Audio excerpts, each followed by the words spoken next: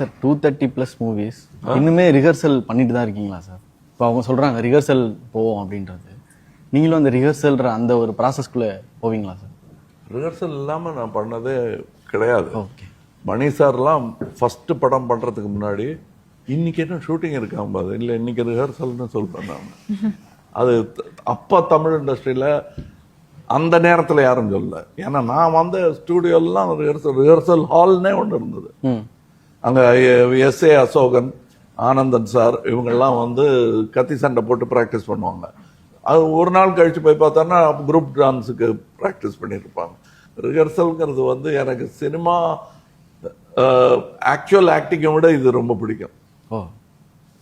ஏன்னா இங்கே தான் நான் கற்றுக்க முடியும். அதனால இன்னைக்கே அவன் பண்ணிட்டு இருக்கேன். நான் இப்போ இன்னொன்று எல்லாரும் வாத்தியார்னு சொல்கிறாங்க இல்லையா, சொல்லி கொடுப்பாரு.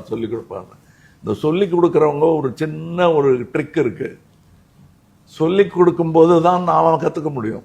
So rehearsal is a must. Rehearsal இல்லாமல் நான் ஆஃப் த கஃப் பண்ணுவேன் அப்படிங்கிறது வந்து அது ஒரு தற்பெருமை கூட இல்லை, சில்லறத்தனம்.